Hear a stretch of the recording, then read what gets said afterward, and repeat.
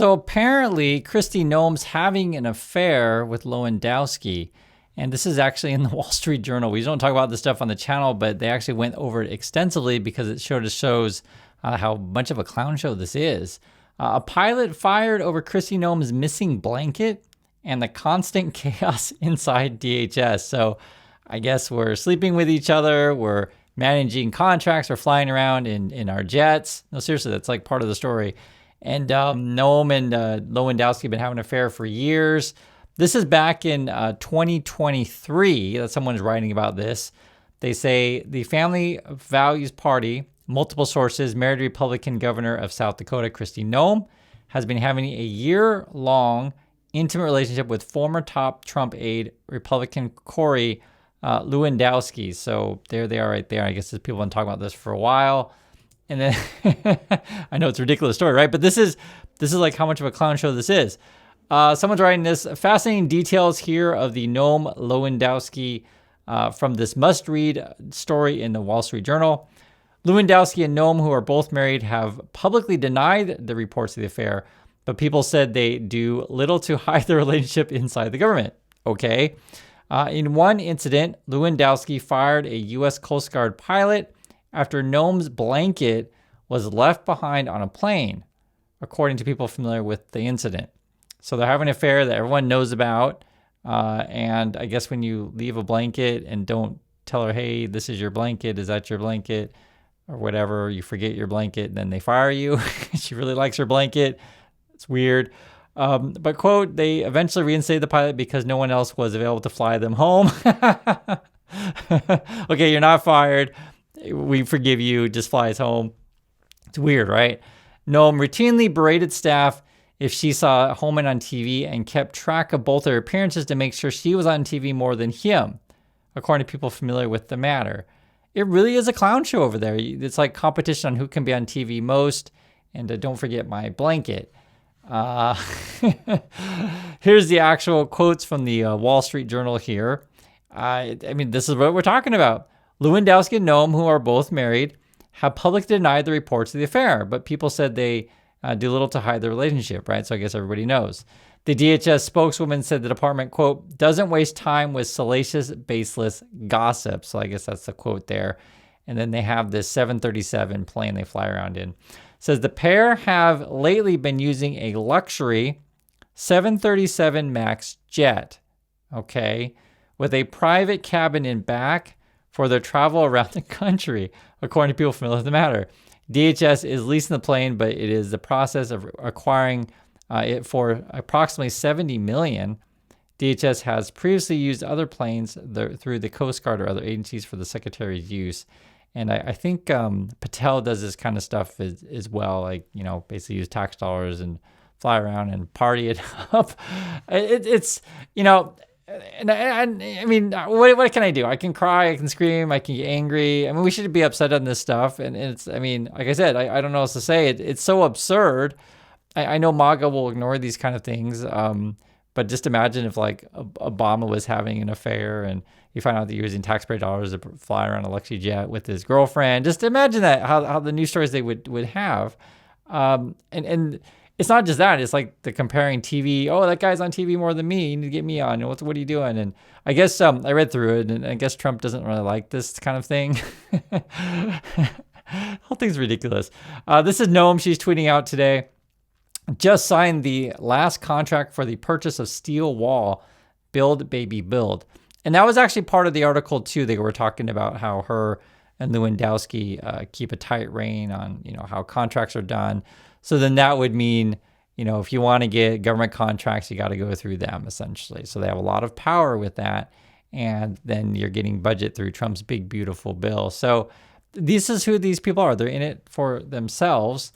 Then she'll go on podcasts. If you want to listen to the thing, you can, but this is, you know, what it is. They're talking about murder rates. That's what the Dan Bongino, who used to be at the FBI, he, you know, quit, went back to doing his podcast. It's a clown show. What else can I say? Trump here, and it doesn't really matter what he says so much. Just look at the room. He's going to be talking about, you know, I think they're doing coal or whatever today. And if you look at the TV screen, it says, God keeps the lights on. You can see it right there. And I just want you to look at the room, like who's in the room. And it should be obvious. It's like Trump and a bunch of old dudes. You can see it. A lot of balding people, gray hair, whatever, right? Very few young people in the room, very few women in the room. There are some women, but chances are, I bet you, they're reporters in the back, because I have a feeling, because they're standing, right? I'm not saying that women are only reporters. I'm just saying in Trump's world, that's the who's in the back. I mean, you can see it with your own eyes. This is something that is also going on, is they don't want you to know how bad Trump is doing in the Gallup poll. Now, Gallup's going to say that they are not, or haven't been pressured to stop tracking presidential approval ratings, but it's all publicly known that, Trump will put pressure on you if you basically say bad things about him. So this is actually a pretty big story. This was Gallup poll to stop tracking presidential approval ratings after 88 years. So it just doesn't happen. Usually that's just part of the regular thing. And this is the whacked out world that we live in, right? And, Trump, his ratings are down. I mean, they know it. They're gonna try to do whatever they can to come back in the midterms. They look like to be going to get swept. That means the Republicans are going to get swept by the blue team. But he's going to try to roll back some of his tariffs that he's been proudly saying how awesome they are. So Donald Trump plans to roll back tariffs on metal and aluminum goods. That just came up today in the Financial Times. So I wouldn't be shocked if there's some sort of great announcement. And the way that they do it is Trump puts some sort of penalty on you, and then he removes the penalty and says how awesome he is and how he's helping you, right? And it could be any number of things. It's so ridiculous. This whole thing is so nuts. However, if you ask Americans, and this is Pew, how you feeling about stuff, I'll just say this: people can see it. I know sometimes it feels like who's going along with this stuff. I mean, people can see it. Now, this is an interesting one. It says, while Americans' overall economic ratings remain largely negative, GOP views have continued to improve. And the question is, what percent who say economic conditions in the country today are excellent or good? So I guess if you're Republican or lean Republican, about 49, about half the people say that things are good, okay? If you are independent, or actually it's total is a better way to say it this way, that way, if you're total overall, 28% of Americans will say things are good. And if you're Democrat or lean Democrat, only 10% say good. So you can kind of figure out independence between that there. But, then overall as the aggregate, 28%, not good. So that means in the opposite would be, you're looking at the 60s to 70s, people saying not so happy with the way things are going. And then these are the things that are concerning most to Americans. So while, Noem is having an affair with Lewandowski and Trump's talking to a bunch of old dudes in the room, regular people, this is the things they care about the most. The cost of health care, right? The price of food and consumer goods, the cost of housing, price of electricity, people who want to work, being unable to find jobs so people can't, unemployment people are concerned about, price of gasoline, how the stock market is doing, and that's at the very bottom.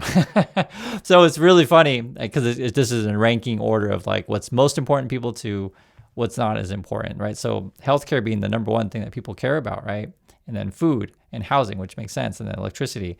It's funny because if you ever ask Trump, hey, how are things going? That is hey, look at the stock market. We're doing awesome. And even Pam Bondi was going off on that, as you guys know. And it shows you how out of touch the Trump people are. And then on top of that, what the Trump people want to do lately, I think they're sending another carrier group to the Middle East. And I think that's number 2 now. And so we got just a bunch of military assets down there spending a ton of money to threaten Iran. And do regular Americans, are they sit around going, you know what? I think we should attack Iran, right? No, they don't think that. You know what they're thinking? They're thinking right here. That's what I'm showing you. They're thinking, man, the cost of healthcare is too much. Cost of food is too much. Consumer goods cost too much. Housing's too much. Right? Electricity is too much. I can't find a job. Cost of gas and stock market is last, right? You can see it right there. I want to show you this. I thought this was really interesting. This is a new candidate, and it was actually brought up by right-wing media. It says here, it's from Brent Scher. He says, I have bad news. Democrats are getting smarter. Okay.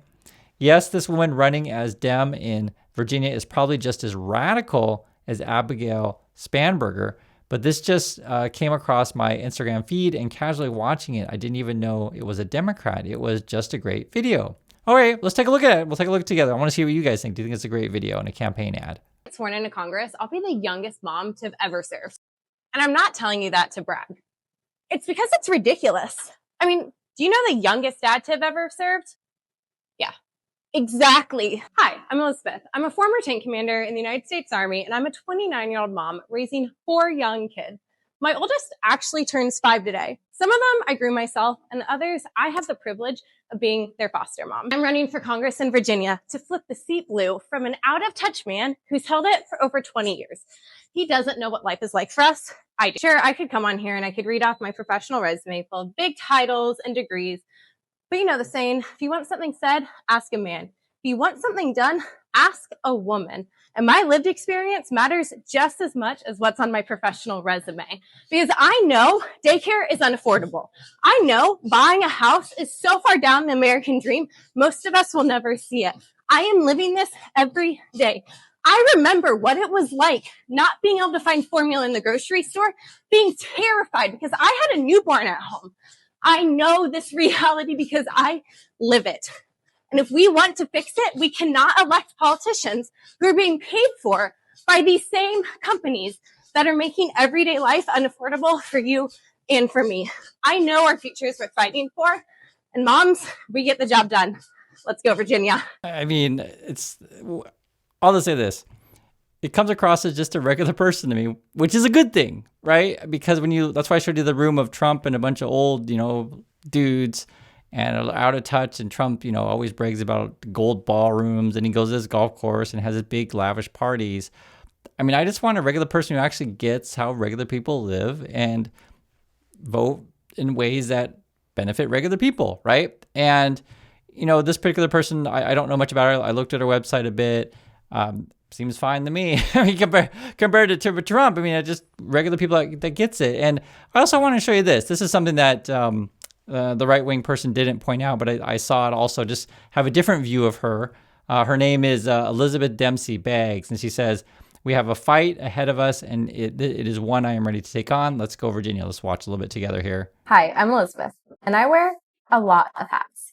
I'm a mom, both biologically and through foster care, and I'm a veteran. I first took the oath when I was 17 years old, and I take it just as seriously today. And I'm a graduate student, finishing up my degree at one of Virginia's many incredible universities, because I believe in lifelong learning and better opportunities for every student. And now I'm running for Congress, because Virginia deserves a leader who knows we have a future worth fighting for. My name is Elizabeth Dempsey Beggs. I'm a mother, a veteran, a leader, an advocate, and now your congressional candidate.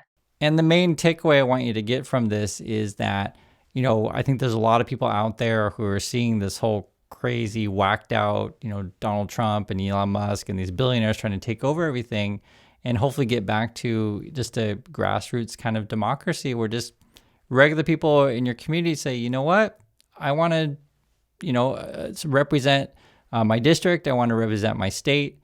And do in a way that fights just for your average working class person, which is basically 99.9% of the population. And, when I hear her story, she's in the military, she's going to graduate school, she's got 4 kids, I think she said, and it just comes across as someone who she probably gets it, right?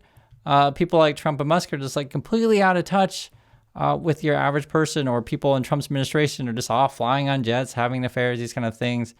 You just want regular people who can sit down, have a normal conversation with you, and understand your problems. And I think there's going to be a lot more people like that who are fed up with the current system and want to run. And in this day and age, you can.